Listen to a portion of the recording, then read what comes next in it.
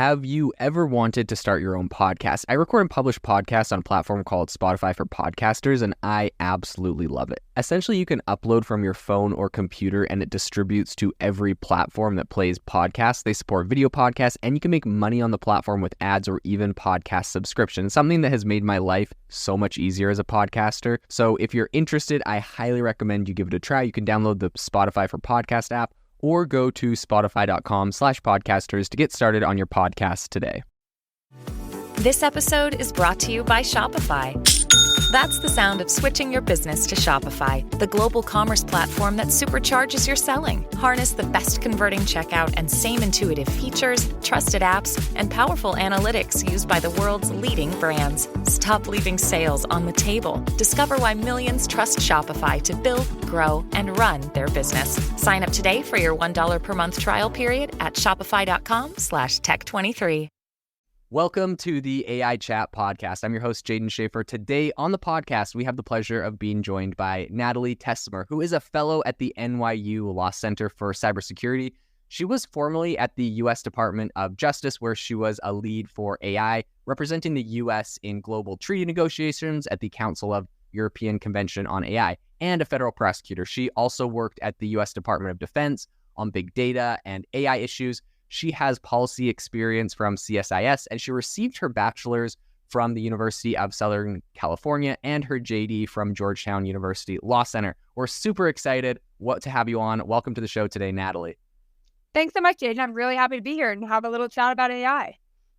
Super excited to have you on, as I mentioned. What I wanted to kind of kick this off with was asking you a little bit about, if you could tell us a little bit about how your experience as a federal prosecutor, how that kind of shaped your perspective on the ethical implications of AI. Yeah, absolutely. One of the fascinating things about being a federal prosecutor is you are working for law enforcement. You are a law enforcement officer in some ways. But the people I was working with were so concerned about the ethical implications of every single thing that we did and about every side. And so that means that even though I was on the law enforcement side, I feel like I had a much more well-rounded perspective than I might have had otherwise. And a big part of that is a credit to the Justice Department. We were always bringing in other people to kind of hear their thoughts and kind of civil liberty sides of things. But so I was in the computer crime and intellectual property section. And one of the big things that I was really focused on is, major cyber threats. And I was very exposed to child sex trafficking cases. And that is where I really saw, I think, to me, one of the biggest benefits of AI, because our prosecutors and our law enforcement is able to make incredible strides in finding child sex crime perpetrators using facial recognition and using AI in a way that is night and day without the technology. On the flip side of that, though, I also saw how people would try to use facial recognition for the other side and try to use it for oppressing civil liberties. And so one of our jobs as a prosecutor is to try to make sure that we were always looking at the ethical implications of everything we were doing and doing kind of a balancing of equities. Yeah, that is so fascinating. That's incredible. A lot of times I hear from people talking about the downsides of AI and kind of like, especially with the facial recognition stuff, I think we hear and we talk a lot about like countries like China and the ways they're kind of implementing facial recognition in smart cities to, ding your social credit score if you jaywalk when you're not supposed to, or of course, like worse things. And I think a lot of people kind of get concerned about some of the technology from that perspective, but it's so cool to hear from your perspective, like some of the incredible use cases that are really helping people. Of course, like an area like child sex trafficking is such a difficult field to work in, and any tools that you have that can help with that, like make an incredible, that have some incredible benefits to really helping that. So that's so interesting to hear your perspective on that. I'm wondering if you can share some insights from your time at the U.S. government in regards to kind of the role of AI in national security specifically. Absolutely. There's so many different kinds of AI tools. And I think that, in my various jobs, whether I was at the Defense Department, kind of doing a little bit more of intelligence work, or at the Department of Justice, I got to see a lot of different sides of it. So I mentioned facial recognition.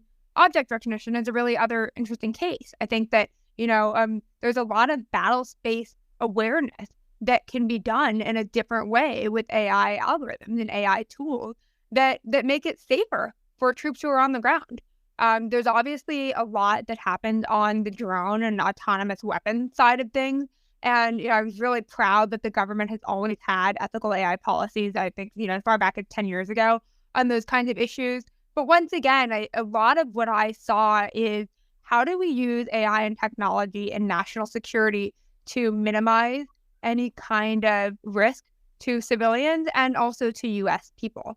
And then the other interesting side of this, too, is protecting personal data. And that gets into cybersecurity. And I think that when folks think about intelligence and national security, they don't always think about cyber defense. But AI is playing a very big spot in that space to make sure that we're protecting our critical infrastructure. That's amazing. And I'm super happy to hear from you. Really the commitment the U.S. government's made. I think probably not a lot of people know exactly where the U.S. government stands on that. So that's definitely very comforting because it's definitely a concern I'm sure a lot of people have, especially as we're building out a lot of these systems. And yeah, again, just so many incredible use cases that, really have the ability to help so many people, that have the ability to help our troops and so many others. So really, really fascinating. Something I'd love to ask you about is a little bit about, what are some of the key challenges you faced when you were representing the U.S. in global treaty negotiations? I think specifically at the Council of Europe Convention on AI. The biggest challenge was the definition of AI. And it's very nitty-gritty. It is word by word specific, but it changes everything. Are we thinking about AI as being any kind of prediction-making tool? That would include a word predictor in Microsoft Word or on your Outlook email. Or are we only looking at tools that have a sense of autonomy and that are really making kind of human-like perceptive choices? That closes that box a lot. And so there's a very big debate in the international community and even within the United States about what those definitions look like, because it changes how we regulate and how broad regulation can be. So that's the first one. The second one is, I call it the China problem. That's my own personal label for it. But what do we do about countries that are using AI, like you mentioned, in ways that are extremely averse to protecting civil liberties? And how do we create a regulation that allows other countries who are kind of going through the appropriate levels of checks and balances and ethical review to have similar AI capability, but not get into this standpoint of where China is? So a great example of that is China has an AI prosecutor. And so you mentioned they do social scoring. It's more than that. They've got an AI algorithm that's automatically recommending people to have charges faced against them. Ooh. We would never do something like that. Right. We would never do something like that in the United States because we require so much more in our judicial system to even bring a case. So I feel comfortable with that. But then if we think about facial recognition, you and I both want facial recognition when we go to a large sporting event. We want every single person who's coming in to be scanned against the top 10 terrorist watch list. That is in our safety. But then what happens when you have a company like Madison Square Garden who's using the same technology to then pull out people who are working for a law firm representing against them? And so how do we regulate that? And can we regulate the technology, or are we trying to regulate the use case? But then you can't really regulate the use case because it's really about how it's used and for what purpose. And that gets really hard when you're sitting at a negotiating table. And then the last thing I'll say that I was a little surprised, these were my first international negotiations, and it's very slow. Everyone has to get clearance on every word they say, which is good. It shows these are a lot of westernized countries that have democratic processes. But it means that when you're standing up on the floor, you've got your 3 sentences you're allowed to say. And then if that's it, and then if we want to change something, we have to go back in the United States and get a review from 10 individual agencies and the White House and kind of public input to change what we're going to say, which is hard. Yeah, that definitely sounds incredibly challenging, especially when you have multiple countries doing that. It's so fascinating, talking about, of course, the Madison Gardens situation was, I think a lot of people think it's like kind of like funny, but also ridiculous. And it's like, okay, we definitely should fix that kind of problem. But then, you don't want terrorists coming into a sports event. So like you understand why the technology is there. I think China is definitely a big issue a lot of people are concerned about. They've just rolled out a bunch of regulations recently, which I'm sure you've seen, where like essentially They have regulations and rules for training AI models. You're not allowed to have like a certain percentage of the data in your AI model that goes against like their the Communist Party's like ideologies and lines. Like if they can find more than a certain percentage of like the total data included. So it makes it really difficult, right? You have like, of course, OpenAI with ChatGPT that scooped up the whole internet. And so we have these massive data sets to create like Chinese companies are really going to struggle in those regards. And in addition, of course, it's like they can't include anything in the training data that the Chinese Communist Party is blocking with their, the Great Firewall or whatever. So anything they're trying to censor from the government. So it's just like very fundamentally different ways we're looking at AI, but China is kind of the other big player producing some of these multi-million, multi-billion-dollar AI models and plays. And I mean, my personal concern is that China's going to try to compete with us at a very high level because they see what the stakes are. They're going to create these powerful AI models, and then they're going to get rolled out, and American consumers are going to take like, well, this like really cool GPS tool with like a Chinese AI model embedded in is really useful. So like, I'm just going to use it because it's cheap and cool. But then there's going to be like the almost like ideological warfare or some of the concepts that us as a country may not agree with, but they're embedded into the AI that we have taken. It's almost like a Trojan horse. So that's one of my concerns in this whole regard. In any case, in regards to this whole kind of geopolitical arena and area, what I'd love to kind of get your opinion on is like, how do you think AI will affect global geopolitics, especially in terms of, international law and treaties? Well, Jaden, I mean, you brought up the transfer of data and how Chinese data sets are kind of being shaped differently than U.S. data sets. And that's a great place to start here because, and the other side of that is a little bit more of the national security side.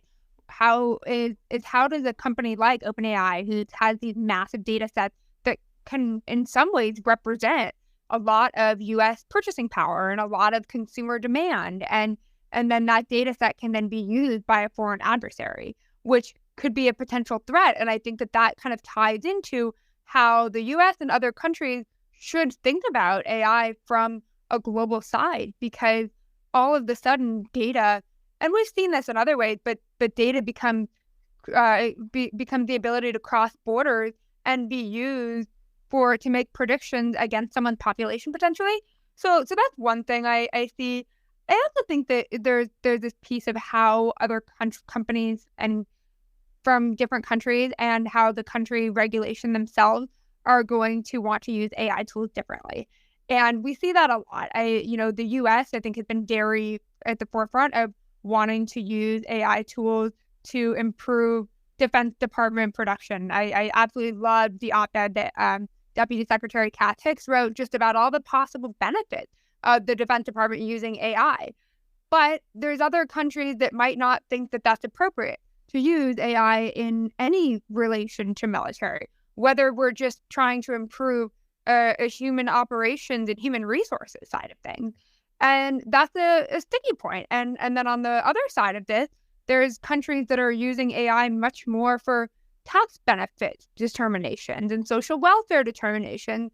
And we in the United States might not think that's as appropriate because so many of these cases are so fact specific based on the individual person that how could you even create a generalized model to be able to answer a question? So that factors in a lot on the regulatory side. And I think that we will also see some potential shifting of alliances on this specific issue. And we see that across other sides. There are some countries that we are very strongly aligned with on specific issues. And I think we might see that a little bit in how this geopolitical game pops up. But a lot of this is going to end up being, I think, Western countries countering China. Yeah, I tend to agree with you there. Like I cover a handful. I pretty much produce like 3 or 4 podcast episodes a day. Covering a ton of different news. And I've been doing this for the last year. And the overwhelming trend I'm seeing here is it's like the West versus China on a lot of these AI issues. If we're just looking at like who's putting the most resources and the most manpower, the most regulatory thought into this, there's a lot of different aspects. I think China is the major adversary. If you call it that, I know. Yeah. Anyways, so I think it's very interesting, and a lot of the issues that you brought up, I think are really important to think about. I feel like we are seeing a bit of a shift, maybe here in the West, not totally, but there was a time a number of years ago where a lot of the top tech firms in the US refused or a lot of employees at them refuse to work with the Department of Defense. Google, of course, is a very notable one that was doing some deals, and a lot of the employees kind of revolted, and they stopped doing that. So there is this kind of like concept, but I do feel like the tides are shifting a little bit in a sense that we see, there is a need. There's obviously like a lot of geopolitical strife. There's Russia invading Ukraine. There's Hamas and Israel. There's China threatening Taiwan. There's a lot of areas. And I think people are realizing like we really do need to make sure like we are taking every competitive advantage we can in probably a military sense, regardless of, your opinions on war and peace and how to bring that about. Making sure we have the strength. And so I think that transfers from the tech side. Now AI is the big focus of the tech side. So I'm seeing a lot more people open to that. There's a lot of ethical questions. And I know you brought up a lot of issues there. So that kind of brings me to my next question I would love to ask you about, which is like, if you can elaborate a little bit on the concept of responsible AI and how you think it kind of differs across industries. Absolutely. Responsible AI is a buzzword that gets thrown everywhere, as I'm sure you're known and as you know. And people are always saying, well, we think AI should be more responsible. My question to companies and to different kinds of public service folks is always, well, responsible to who? Because if you've got a company who wants to be responsible in AI, responsible to their investors might look very different than responsible to the public. And so that brings up a very interesting balancing of equities problem. Responsible to the public might be really taking every possible step to protect data and to not do any kind of sourcing from places that might have any, wishy-washy data regulation and GDPR issues and potential privacy problems. But that might not make the most amount of money. Or responsible to the public might be, we are not going to release this latest model that might be a video AI algorithm that could create a deep fake. But the investors might want that, or the board might want that, or even consumers might want that. Some companies, there's a few different video AI companies that are really very successful in creating video avatars for consumers, for companies to use for training videos. But those video avatars could potentially be used for something else, depending on which company we're looking at. So that's always hard. I think that there needs to be a balance and test between the rights and the interest of the public, the rights and the interest of consumers, and the rights and the interest of investors. And I'm always probably going to come out a little bit more on the public side, but I understand that that's not always sustainable for companies. And so there's a bit of that. I do think that we're going to see that the companies that are tracking a lot of these upcoming regulations, which really are geared toward making companies more responsible in their AI, having training for all of their employees coming into contact with these algorithms, having different kinds of transparency requirements, those are going to be the companies that make it. And those are going to be the ones that are around in 10 years. Yeah, I 100% agree with you. And I love your concept, your question of like responsible to who when talking about building responsible AI. So that is a really pointed question a lot of companies and people should be asking themselves, I think. One thing that like I struggle with when looking at this issue is when you're talking about kind of responsible AI, and I want to ask you a little bit about some of the ethics in corporations. But the thing that I struggle with is like a lot of times when I hear people be like, oh, you need to make sure your AI is responsible, they're like, okay, well, X, Y, and Z technology we could use for bad, we need to kind of shut that down. I believe that inevitably if the technology is there and exists, people will create it and it's going to go open source and just not be as controlled if that's the way it goes. So like the thing that I struggle with is like I've kind of removed myself from a like, oh, you can't do certain technologies because of the bad implications, which might have been like more of my opinion before, to like, okay, we have to just let everything ride out in a way. We have to build everything, but because whether we do it or China does it, someone's going to do it. And then we just have to ask ourselves, like, how can we make this tool as safe as possible? Because it's inevitably going to get built. People are going to make bootleg open source models of whatever we don't want them to do. So like, what are our offensive approaches to defend against that? Anyways, that's, I'm sure, a little bit more of a philosophical question, but something that I would love to ask you kind of in that vein is, what are the most pressing issues in AI ethics that corporations need to address today? This episode is brought to you by Klaviyo, the platform that powers smarter digital relationships. With Klaviyo, you can activate all your customer data in real time, connect seamlessly with your customers across all channels, guide your marketing strategy with AI-powered insights, recommendations, and automated assistance. Deliver experiences that feel individually designed at scale and grow your business faster. Power smarter digital relationships with Klaviyo. Learn more at klaviyo.com/Spotify. That's KLAVIYO.com/Spotify. Absolutely. Data privacy is one of the biggest ones because all of these companies we've seen that the data privacy side has not always been at the forefront. And when it's not at the forefront, then we have problems. And an example of this might be, the earliest models of ChatGPT where the API could be taken by any company, and then that API data was being sent back to the main company. Well, what happens if you're a small healthcare company and you have this API of ChatGPT embedded in your website? You've got someone coming on there and saying, I'm 60 years old, I have this problem in my leg, I have XYZ, and then the ChatGPT algorithm is kind of helping them figure out what kind of doctor they need to see, as an example. Well, when all of that data flow was still continuous with not just OpenAI, but it wasn't so strongly integrated and protected only in that small API user, that means that now we've got potentially this person's medical information. And we're living in an age where no privacy information can actually be de-anonymized. That doesn't exist anymore. Now there's always a way to find out who someone is, what their background is. And there are a lot of people who say, well, so what? Well, that now gives information for potential hackers. And we see that happening a lot. We see a lot of organized crime groups, and this is something I saw a lot as a prosecutor. We see organized crime groups who are taking people's names and identities, and then they're able to find their credit card information. And then we've got really small mom and pop shops around the world getting scammed out of $100,000. Well, that's everything to these people. And these kinds of consequences really are detrimental to the functioning of society in this kind of digitized world. So that's my big concern is data privacy. The other big ethical concern is, as you're saying, technology that goes a little too far. I think that there are technologies that are being developed that might be pushing that line. I understand what you're saying about how you can't always stop the development of that technology, but I also think that there is some responsibility to not push it out and not commercialize it in a way that really makes it available to everyone. We don't do that for chemical weapons. I think that, we all know that probably there are many places in the world that have the ability to develop a biological weapon, but we're not pushing those out.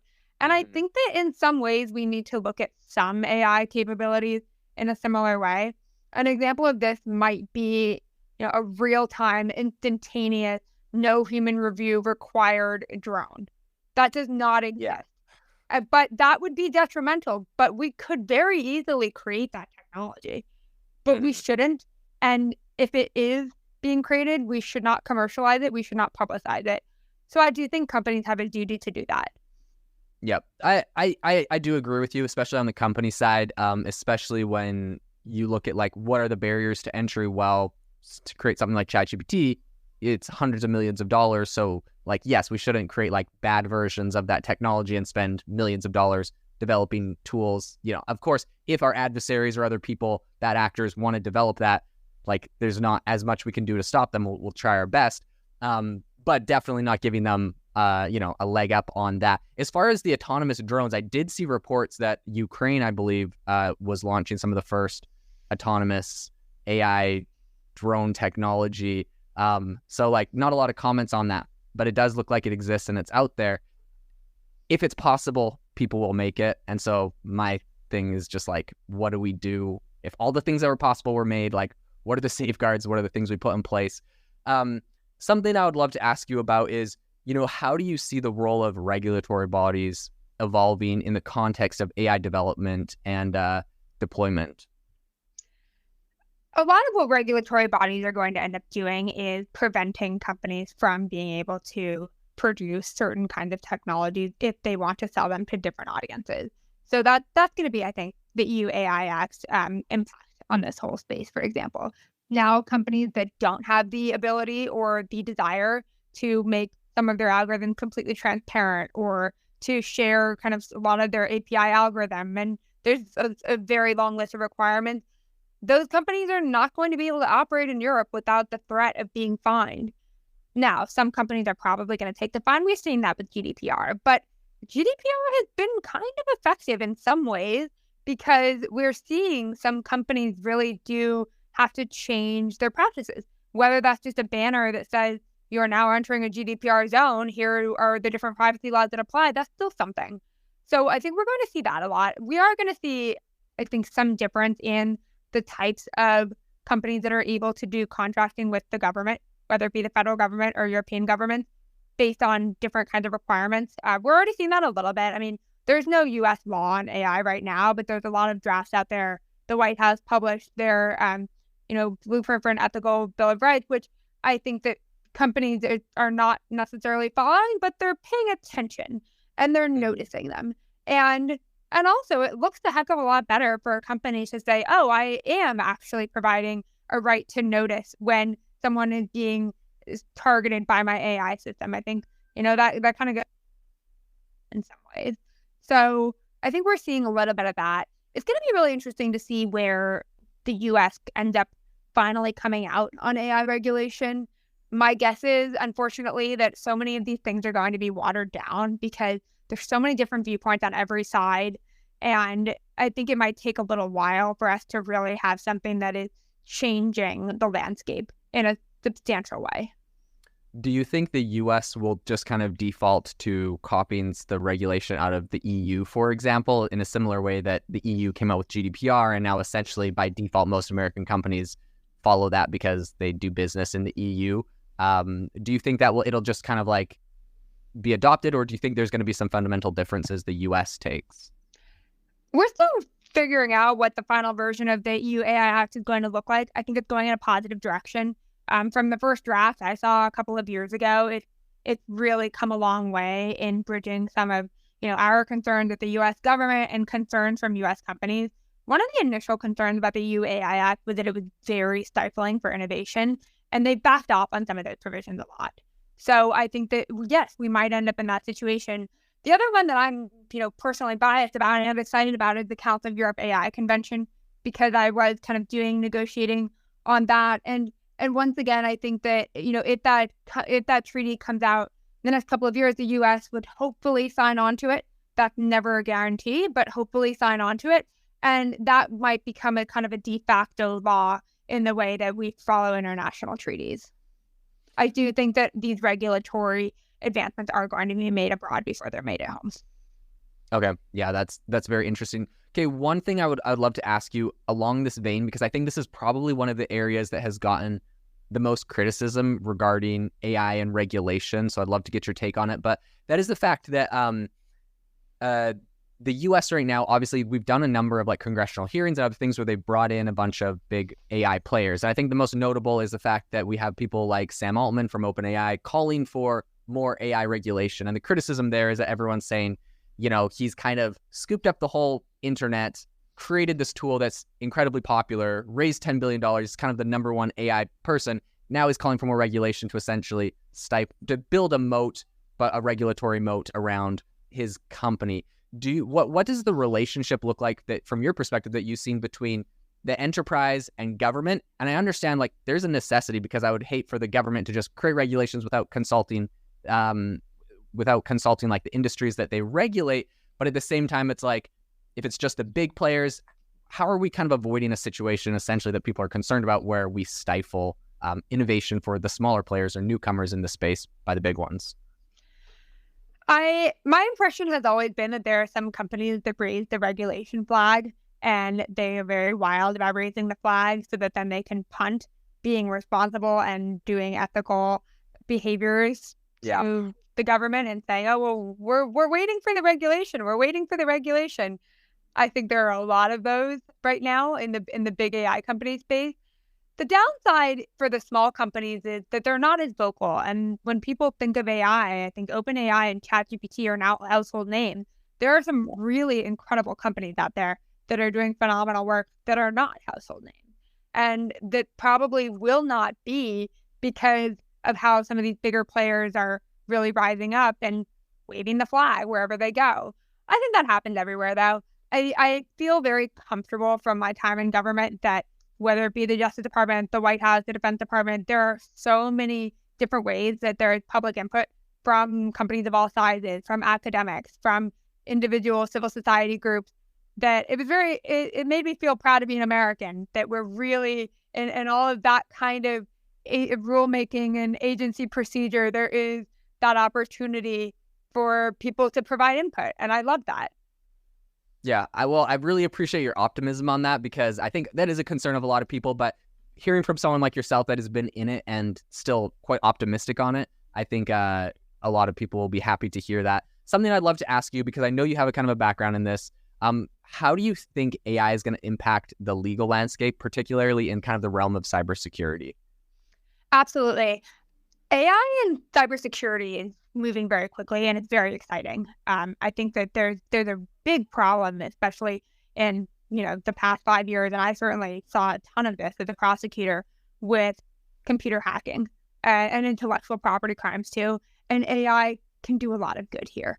There are AI algorithms that can help protect infrastructure before cyber attacks. There are AI algorithms that can help kind of determine where there might be a malware, and that is huge. That saves federal agents a lot of time and a lot of money and resources, because they can now use this AI algorithm as an aid to find out and to potentially kind of preempt any kinds of cyber attacks. So that's cool.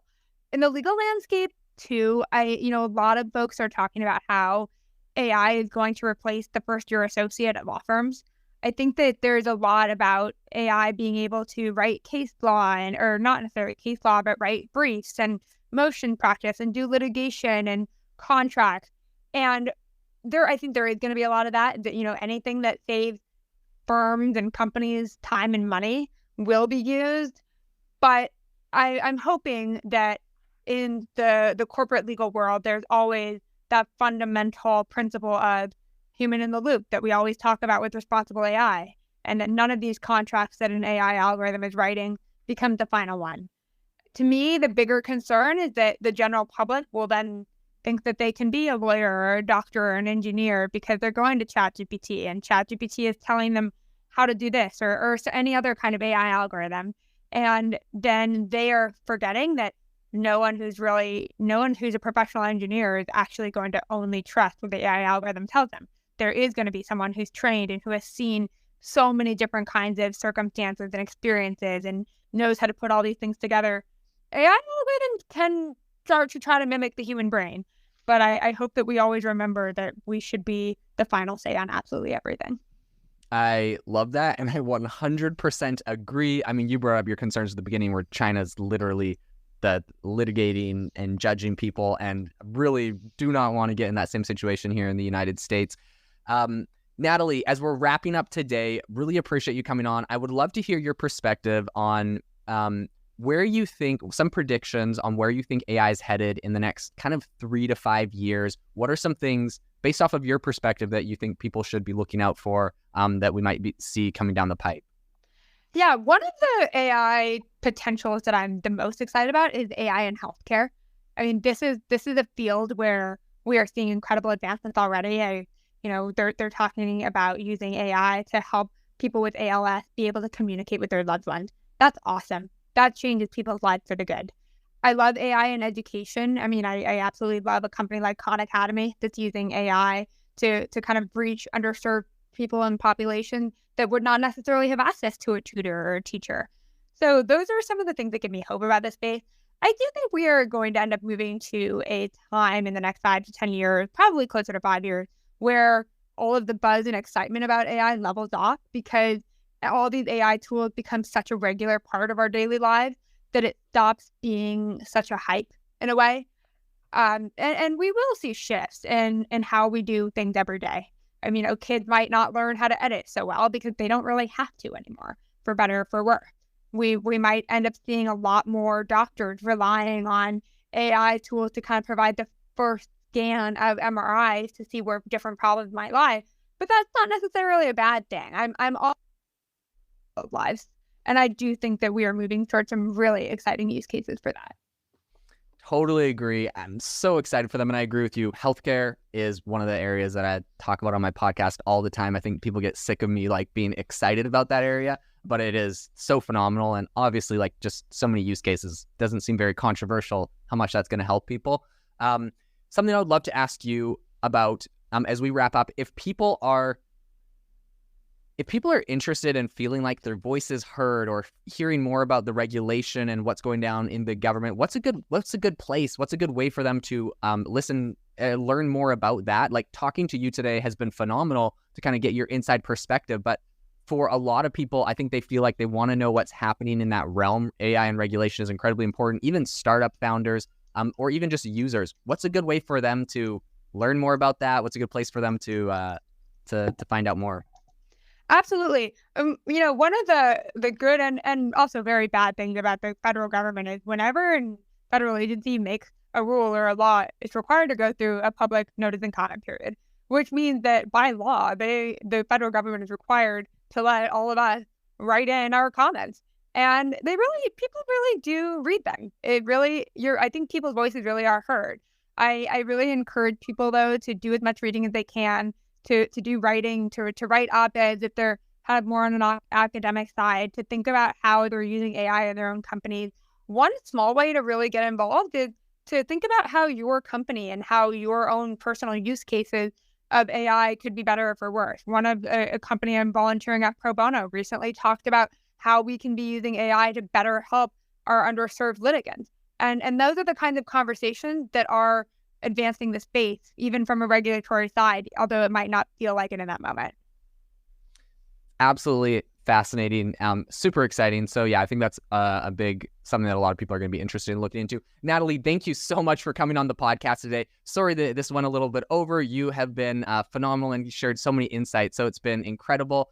To the listener, thank you so much for tuning in to the AI Chat podcast. Make sure to rate us wherever you get your podcasts.